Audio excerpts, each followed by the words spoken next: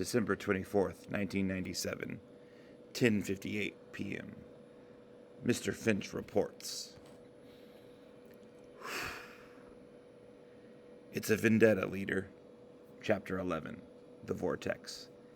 At around 10 o'clock last night, codename V entered the home of pathologist Dr. Delia and injected her with an as-yet unidentified poison. Dr. Surridge is dead. It is possible that he injected her while she slept. There was no sign of a struggle. Before he could leave the premises, codename V was surprised by the arrival of Mr. Allman. Mr. Allman was armed with a revolver. Apparently, he had forgotten to load it. Codename V struck Mr. Allman with an edged implement, probably a knife. Mr. Allman is also dead. Mr. Allman was visiting the doctor to warn her that my department had established a link between the abduction of Louis Prothero and the kill-up of Bishop Lillyman. Both of them had been employed at Larkhill Resettlement Camp during 1992 and 93, so had Dr. Surridge. We tried to warn her. We were too late. Afterwards, however, we did find the doctor's diary. It's a 5-year diary, and it deals particularly with her time at Larkhill. Since this morning, I've read it 7 times. And I still don't know who codename V is. But I think I know what he is. I've taken key excerpts from the diary, balanced them against my own findings, and placed them in order. The story that emerged is frankly incredible. It begins on April 30th, 1993. I'll read it to you. I arrived at Larkhill this morning. My driver was a man named Gosling. He didn't say a word to me all the way from and over. God, this is a miserable place. I met Commander Prothero, who I'm afraid I find rather vulgar and unpleasant. He promised to show my research stock once I'd settle in, and did so this afternoon. They're a poor bunch. Prothero tells me that their habits are filthy. None of them will be any use to me if I don't get to work on them soon. May 17th. Almost finished the final draft of the schedule for my project.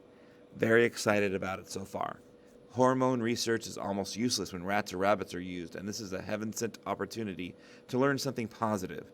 I start next week, all being well. May 23rd, Prothero has picked the subjects. 4 dozen of them, and I've got to inspect them this afternoon. They're so weak and pathetic. You find yourself hating them. They don't fight or struggle against death. They just stare at you with weak eyes. They make me want to be sick, physically. They're hardly human. June 5th. Well, we did it. All 4 dozen of them got a shot of batch 5, which is the Panarin mixture. It's too early for any results yet, really. That creepy padre, Tony Lillyman, insists on being there while I was done to lend spiritual support. He rubs his hands together and stares at my chest. I hate him. June the 9th. Of the original 4 dozen, over 75% are dead now. Out of the 10 that are left, I doubt that 3 will survive the night. One of the blacks, Donald Crane, is in particularly bad condition. He is delirious all the time and imagine he's in Trenchtown, Jamaica. He has started to develop 4 extra nipples, and his generative organs have atrophied. Strangely, there are no clear patterns emerging as to which group succumbs quickest. If anything, the women are slightly more resistant than the men, especially the black women. Rita Boyd, the lesbian, died at tea time. During the autopsy, were found 4 tiny vestigial fingers forming within the calf of her leg. June 18th, only 5 left now. 2 men and 3 women, which tend to contradict my entry of the 9th of June. We've housed them in individual cubicles at the medical block. The man in room 5 is a really fascinating case. Physically, there doesn't seem to be anything wrong with him. No cellular anomalies, nothing. But he's quite insane. Batch 5 seems to have brought on some kind of psychotic breakdown.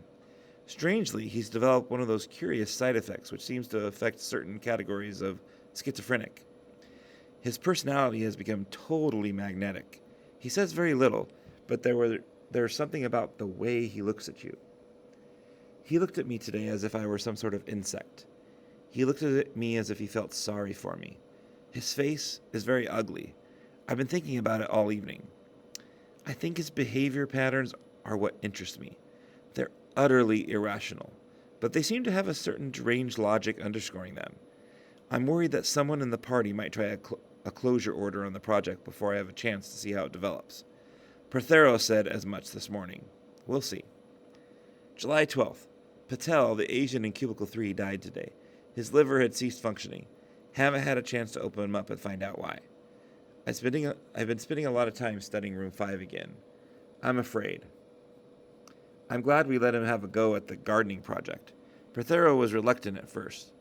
I suppose it's because with the food shortage, these places have to be self-supporting.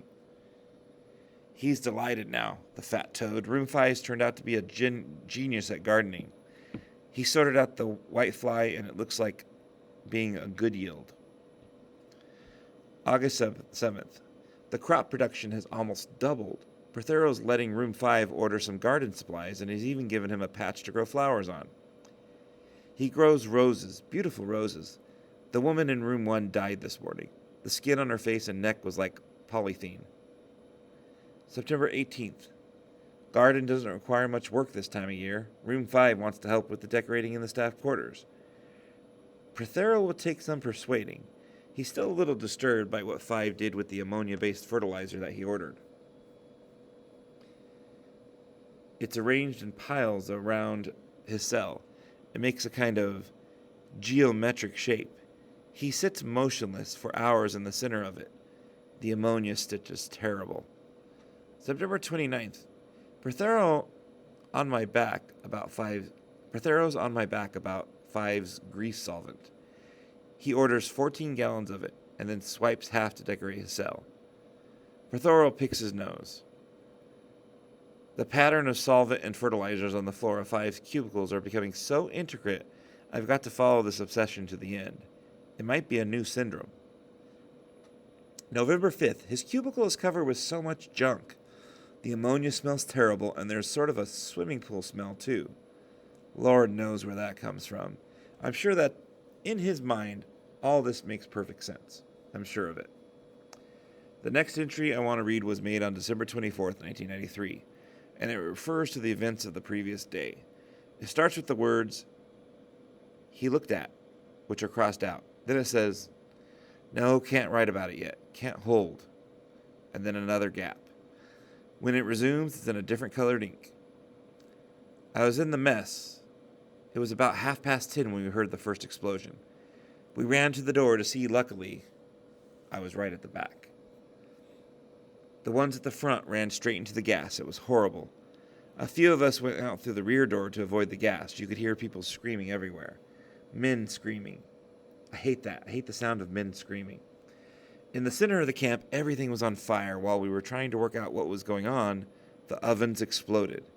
I ran, but everyone was running, and all in different directions. It was horrible. It was the man in room 5 who had got out, who had got away. He blew it up. He killed. I couldn't have known. The ammonia, the grease solvent, and all the other stuff, he'd been making things with them. Mustard gas and napalm. And in the yard I saw him. He had the flames behind him. He was naked. He looked at me. As if I were an insect. Oh God, as if I were something mounted on a slide. He looked at me. He's gone. The camp is being closed. Nobody is talking about it. Nobody knows where he's gone. That's the last entry until 6 months later when Dr. Surridge is rested and back in London. End of story. Except that it wasn't, was it? What happened to the man in room 5? What did he do in the 4 years following his escape from Larkhill? How did he become codename V? Some of the 4 years was perhaps spent in laying the elaborate groundwork for his current maneuvers, maybe in preparing a base of operations for himself. We have evidence that this is not all he did, however stunning, however horrifying evidence. Between 1993 and 1997, over 40 people who were previously at Larkhill met with what were believed to be accidental deaths. Eventually, only 3 remained. The 3 he'd been saving until last. He abducted Louis Prothero, the camp commander who had chosen him to receive Batch 5, the preparation that had destroyed his mind. Prothero is now incurably insane. He visited Bishop Lilyman and made him swallow a poisoned communion wafer. That's a dreadful, degrading way for a man like that to die. But you can see a sort of black poetry there, can't you? A sort of gallows humor. I don't know. Perhaps you can't. Finally, there is Dr. Delia Surridge, who codenamed V visited this morning. 4 years to the day after escaping Larkhill, she was a good woman, a humane woman. But then I read this diary and... I don't know. She's dead now. Her and everybody else who worked at Larkhill. Her and everybody else who could have identified him. You see, there are two possible motives here, not one. The first motive is revenge. He escapes from Larkhill and vows to get even with his tormentors. The Parliament bombing and the other stuff is just a smokescreen. The whole exercise was an elaborate, chilling vendetta. That's the explanation that I find most reassuring, funnily enough, because that means he's finished now. That means it's over. The second motive is more sinister. Like I said, everyone who could have identified him is now dead. What if he's just been clearing the ground? What if he's planning something else? You see this diary that we found? It was in full view on the doctor's writing bureau. We didn't have to search for it. He left it there. I'm sure of it. He wanted us to find it. He wanted us to know the story. But, and here's a funny thing, he didn't want us to know all of it. When we found the diary, some of the pages had been torn out. It wasn't Dr. Surridge who did that. What was on the missing name, eh? What was on the missing pages, eh? His name? His age? Whether he was Jewish or homosexual or black or white? And furthermore, if his vendetta is really over, why did he care whether we knew or not? He's playing games with us. He's playing games that are just as elaborate as the designs on the floor of the room 5. As elaborate and as mad and as deadly. You see, the deal with something like this, a scheme that's as ingenious as it is irrational, and it's like walking on quicksand. You get slowly sucked into it. I mean, fate doesn't have any records of what happened at Larkhill. We don't keep records of what went on at any of the camps. I suppose we were being cautious. But look, for all we know, the diary could be a complete and utter fake. Codename V could have written it himself. He might never have been at Larkhill at all. Do you see? It could all be another smokescreen, a false trail, another cover story. Mr. Finch, you expect me to believe that anyone would kill over 50 people for no other reason than to provide himself with a cover story? The very idea is madness. Ah, yes, I see. Very well. I think that will be all, Mr. Finch. England prevails. Oh, and Mr. Finch, later, Happy Christmas.